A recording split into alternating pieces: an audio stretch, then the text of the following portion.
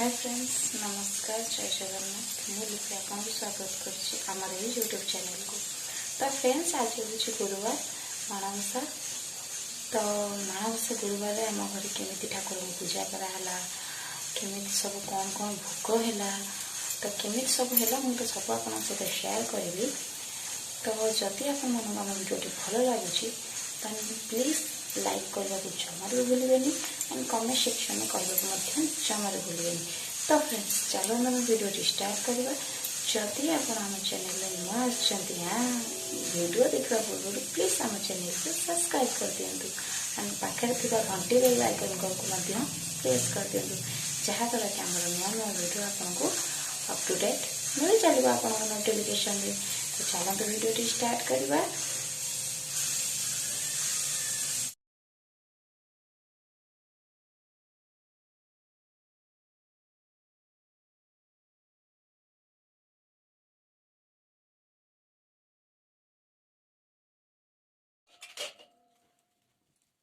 तो hi friends, एटा हूँ आम सकाल पूजा जोटा कि पूरा आरंभ पूजा सकाल सकाल भोर होता रात 3टा बेलू पूजा आरंभ है आमर।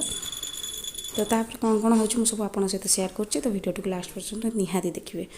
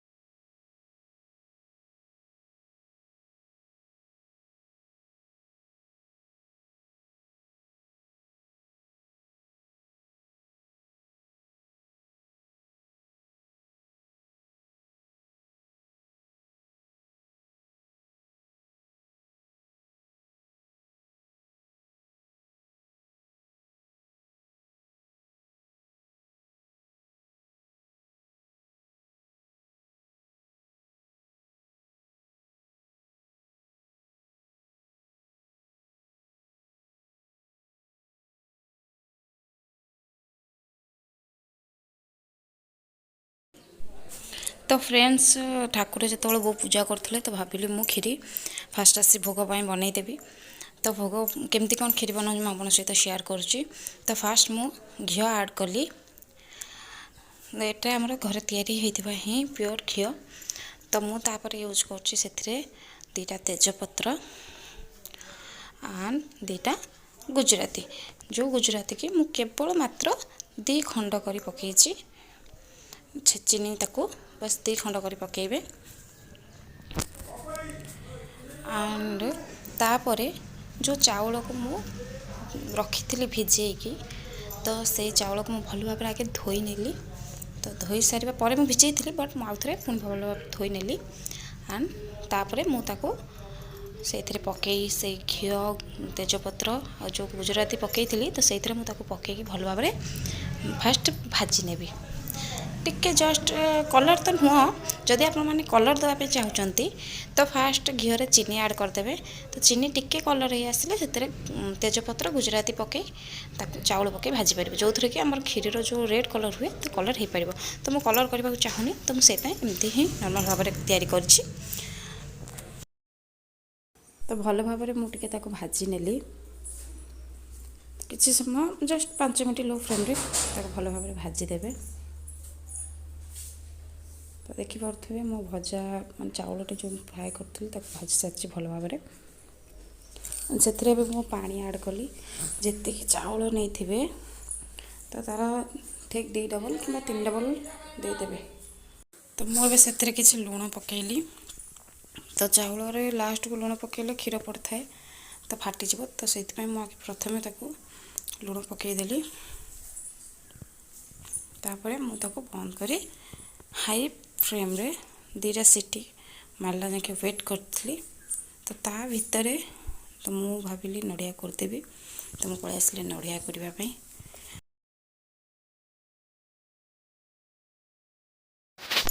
तो मु नड़िया करू करू ऑलमोस्ट खीर जो बसई थी प्रेशर कुकर तो सीटी मारिबा आरंभ हो गला।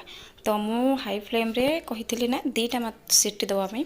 तो मोर 1 सीटी गला एंड तापर मु सेकेंड सीटी मारला परे तो मु तापर गैस रो जो फ्लेम टाको मु मीडियम रे रखिदेवी। तो फ्रेंड्स मो वीडियोटी बहुत लेट हो गला छाड़ापी बिकज जानते जहाँ घर सब छोट छोट बेबी अच्छा तो से ठीक मो प्रोब्लेम बुझीपारे जमा भी वीडियो बने हो जहाँ मुझे बनई रखी से माने वॉइस एडिटिंग करी होनी कि छाड़ी भी होनी। तो फ्रेंड्स मो खीरी है भितर तो एपटे मुझे बसैली ए दही भात जोटा कि आम पूजा हुए। तो दही भात पाई तो मु आगे अरुआ चाउल जमती आम भात हुए प्राय माने सॉरी भात हुए जमती तो मुझे सेमती बसई देछि नॉर्मली। तो भात हो सारा परे ताको आमे घी किछि भूसंग पत्र आ जीरा एंड से आप चाहिए तो आपण हिसाब जब आप चीनी खाइबा पसंद करते तो हल्का चीनी आउ लुण एंड आंबुआ अदा तो आप ऐड करें। तो सेपटे मोर भातटी हो जाइए। तो मुझे करुच्ची कौन ना काजू किशमिश भाजुची कारण खीरी मोर सीटी ऑलमोस्ट 6टा 7टा मारी सारी। तो खीरी पूरा हो सारी तो मुझे ओपन करनी मुझे काजू किशमिश भाजी सारी तापर खीरी ओपन करके तार प्रोसेस जहाँ करवा कथा मु करी।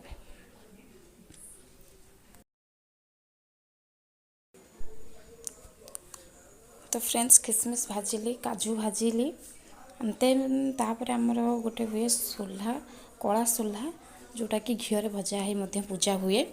तो ये मुझे ही भाजुची एंड आज जहाँ सब भी मुझे भाजुची सब आम घरे ही घी या तो मुझे घीरे ही भाजुची आपको सब। तो घरे तैयारी घीर भल बास्ना आसे एंड खाइबा को तार टेस्टा भी बहुत बढ़िया लगे। देखिपे सोला को मु सीटी मारी तो रात भिजई थी देन ताको 2टा मात्र सीटी मार ताको कर सारी एंड ताको मुझे घीर पकई बस नॉर्मल भाव में भाजीदेवी किसी पड़ोनी बस घीरे सोल्हा पड़ो बस भजा हम आउ कि ना।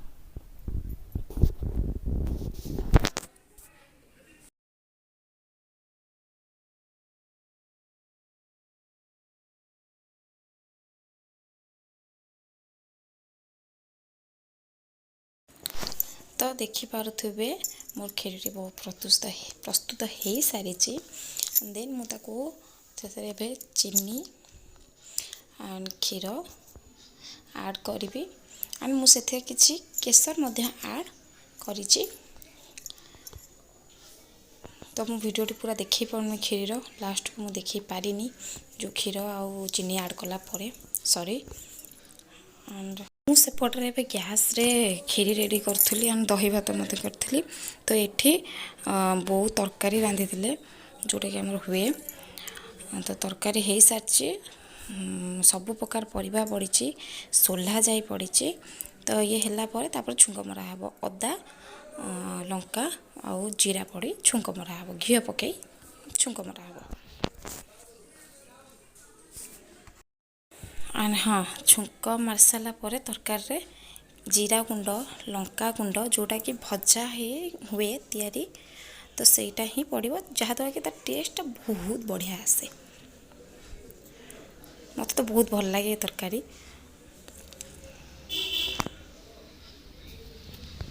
तो फ्रेंड्स देखिपे आमर भोगर सबू जिनस रेडी हो सारी। तो यहाँ हूँ चितौ पिठा खीरी दही भात तरकारी एंड सोल्हा भजा। तो यहाँ सब ठाकुर पाखे भी भोग हम अलग अलग सहित मुझे रेडी कर देछि। तो फ्रेंड्स मुझे वीडियोटी स्टॉप करुच्ची एंड नेक्स्ट पार्ट में देखिए केमी पूजा होची। जदि आपको आम वीडियोटी भल लगुच तो प्लीज़ लाइक करने को जमार भी भूलें। So friends bye bye.